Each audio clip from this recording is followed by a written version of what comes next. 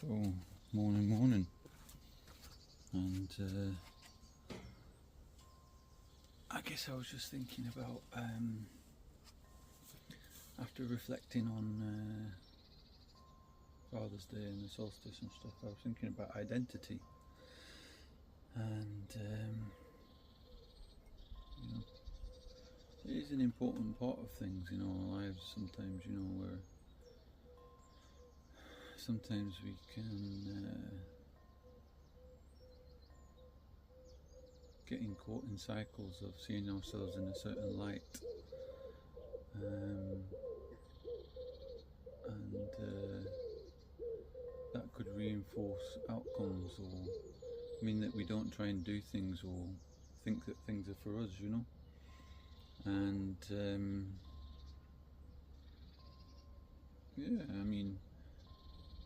it can also be that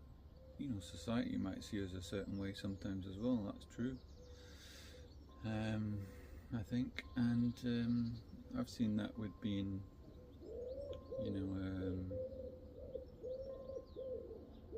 from the north,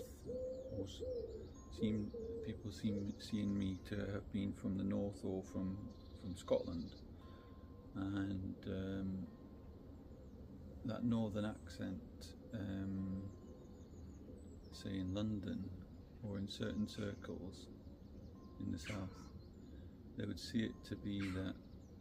people from, not always, but they would often see it to be that northerners are less intelligent and rough, or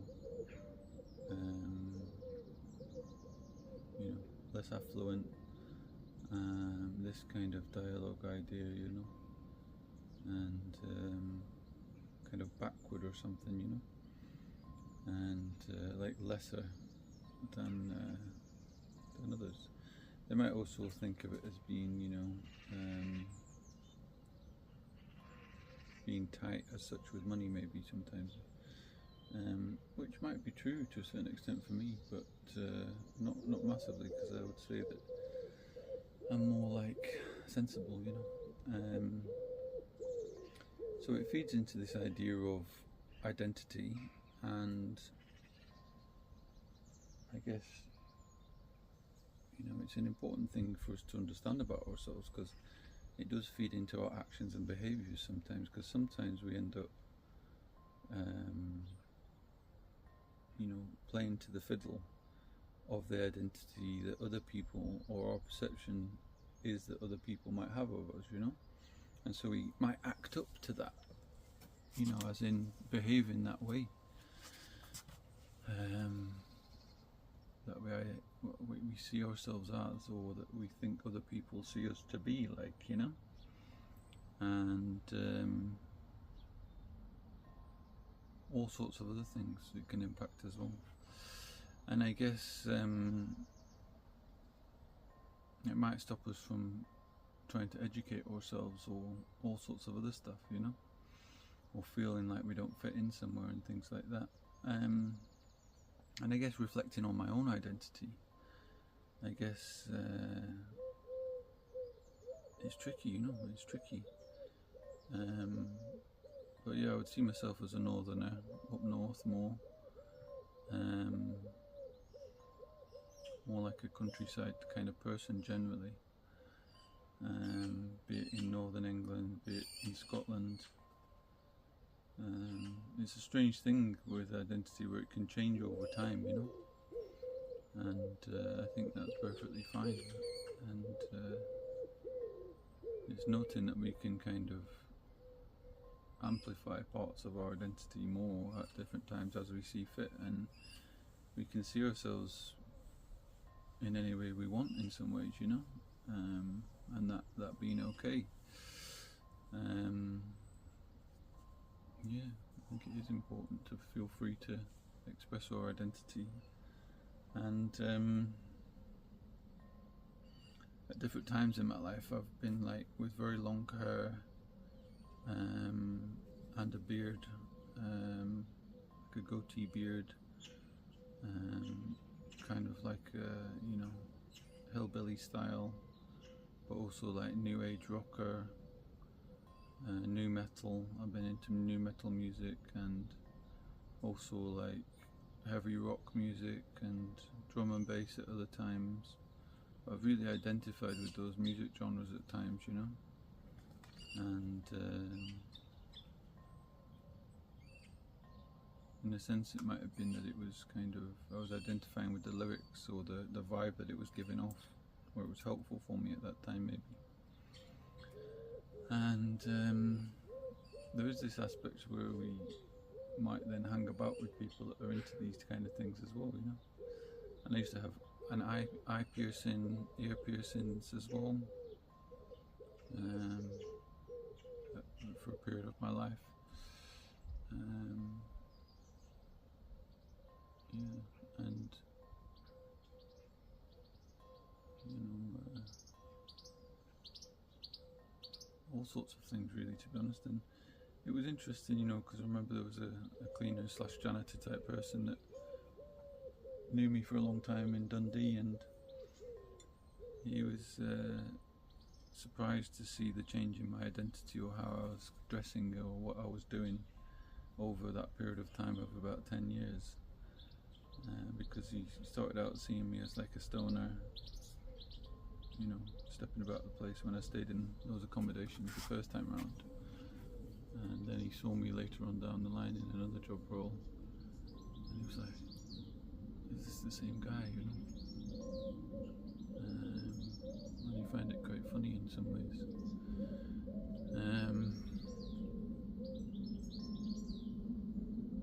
Yeah, and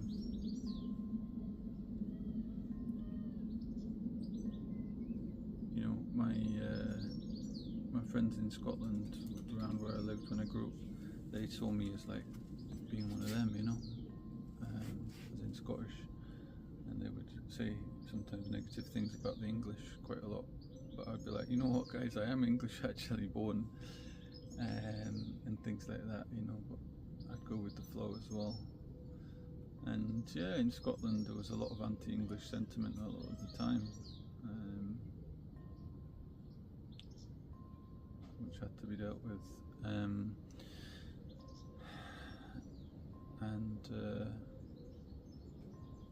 it's strange because I kind of feel in some ways, even though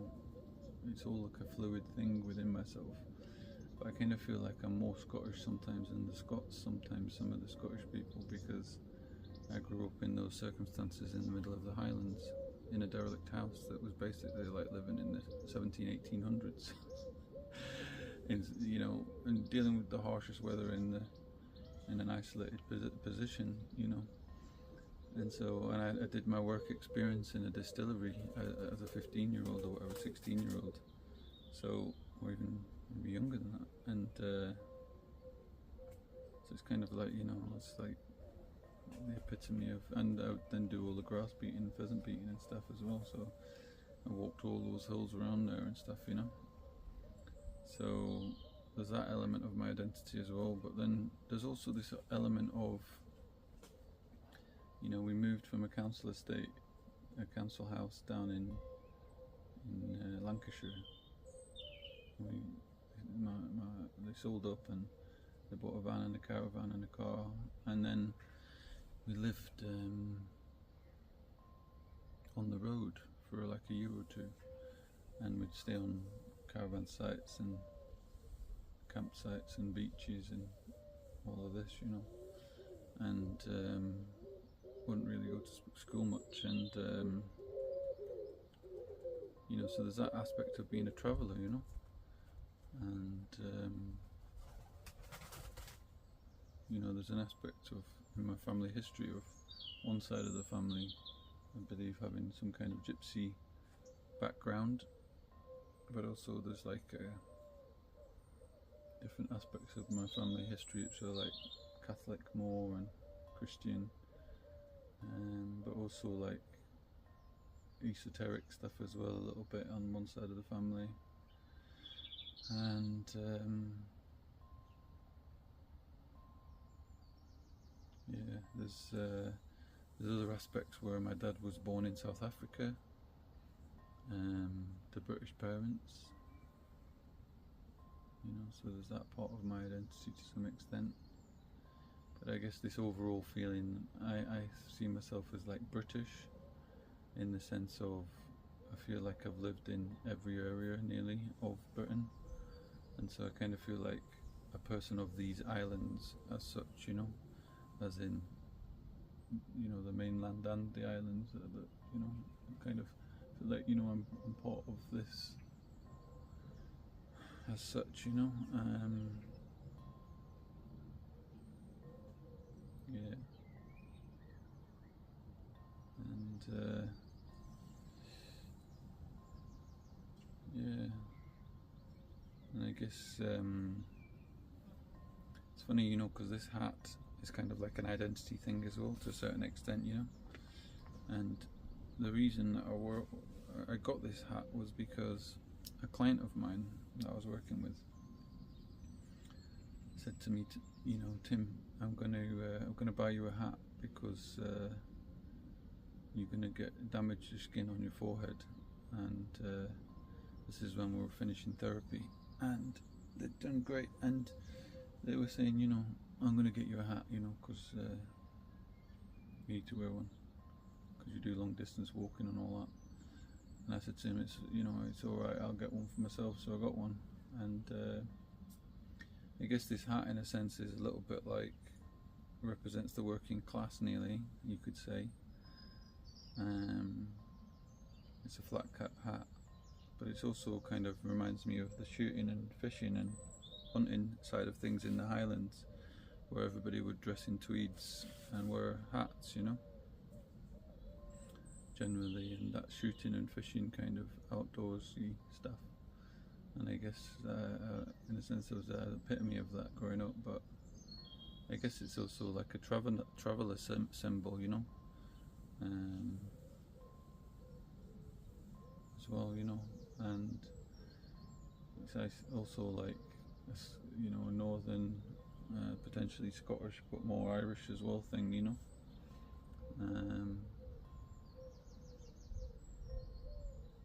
But I also think it could represent being like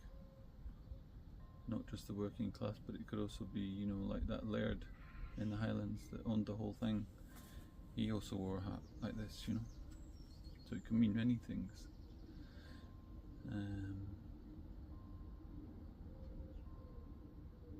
Yeah, and it does protect my head, and it was a good idea that that client had, and they also were a fan of these kind of hats. But I think it's important to notice different parts of our identity that come from our parents, and as such, you know, I find it helpful for me to understand my parents really well, because I guess sometimes it's recognizing what traits we might have taken from our parents, and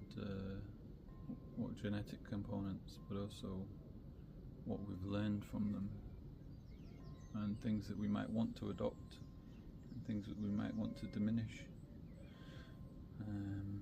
And there is this aspect that's coming to mind that, you know, if somebody, you know, has different heritages that are quite different in their parents, you know, different races and stuff like that, or different backgrounds, it's important to recognize and understand both parts of that, you know, because my kids are a mixed race as such, and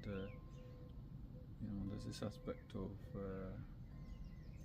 it's important for them to understand their roots, heritage from their mother's side, and to know their culture from that side, and it kind of an important part of their identity, I think, them to understand and you know, yeah. And I think things can change over time, you know, where we can identify with different parts or change how we see ourselves over different periods of our life, and you know, this thing where we could potentially identify as being broken or, you know, dysfunctional and stuff like this, and it can feed into a negative dialogue with ourselves, you know. And so there is an aspect of, like, I guess I might identify with being a person that overcomes things, or having a can-do attitude, or a progressive kind of incremental gains kind of person. Somebody that grinds at things if needed, is not scared of hard work if needed, willing to take ownership of things if needed. I guess an element of being a kind of, I used to identify with Che Guevara as a teenager, and this kind of revolutionary idea, and I would say that there's an element of that within me still, but less to the forefront as it used to be. And I am about taking ownership of things if we can, and yeah, I guess religion forms a big part of people's identity sometimes, and I would say I value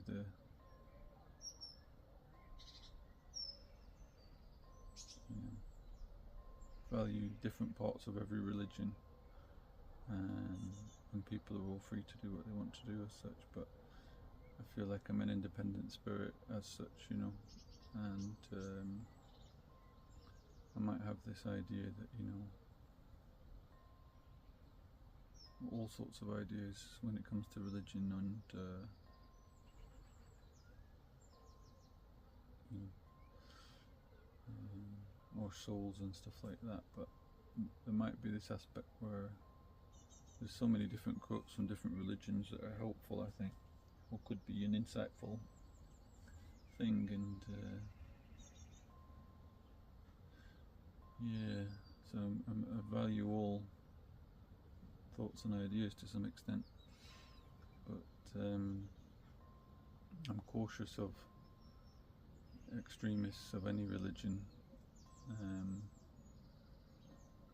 that might want to impose their view in a forceful manner on everyone else. So yeah, and that could be all sorts of different denominations of religions, and there is this aspect where that could be the case with politics sometimes as well. So I would say I'm generally like a liberal type of person, and more conservative style generally, but I can float between the whole thing really. I kind of see the benefits of all views to some extent, and I think it's about having debate and stuff like that, and being able to speak your mind, and I am a believer in, like, being able to speak your mind and have the ability to speak freely as such, you know, free speech type thing. I don't want to see a society where we're controlled overtly, so I would say I'm more personal choice and you know, live and let live.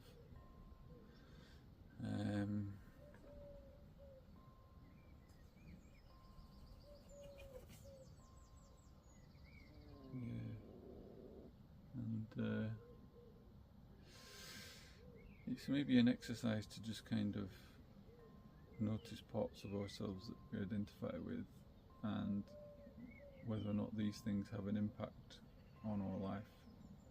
in either a positive or a negative way, and whether or not these things contribute to us meeting our goals or not meeting our goals. And it may well be sometimes that we could benefit from reassessing our identity a little bit if those things are getting in the way of us doing what we want to do. And it is an interesting one where sometimes my accent will change quite dramatically based on who I'm speaking to. So it could be quite northern, could be more Scottish, it could sound quite posh if I wanted it to. Or I could speak in like more proper English, you know. Which is interesting how we can actually, you know, be kind of flexible with that sometimes, our identity,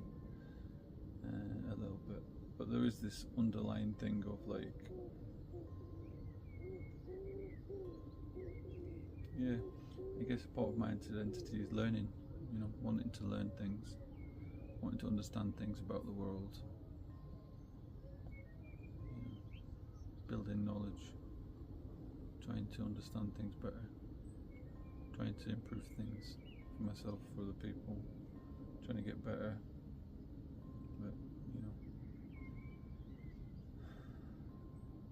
as in trying to be more at peace sometimes, you know.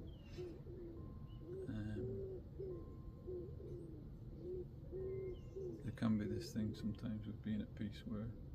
if we've had unexpected things happen to us when we've been feeling at peace, to take us out of that peace, it can be difficult to sit with feeling happy or at peace. So sometimes just acknowledging the thought or feeling that's coming in of anxiety around feeling at peace and just letting that go, or letting it radiate and acknowledging it, and then refocusing on that feeling of being at peace, you know, which I'm getting a bit of just now. Yeah.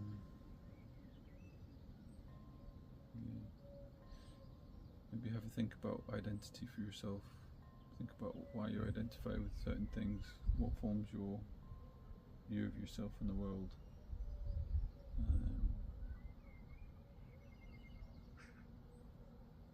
What things are benefiting you with how you identify, what things may not be helping you with how you identify, whether or not you want to change that or not, and it being your choice to do so or not. Take care for now.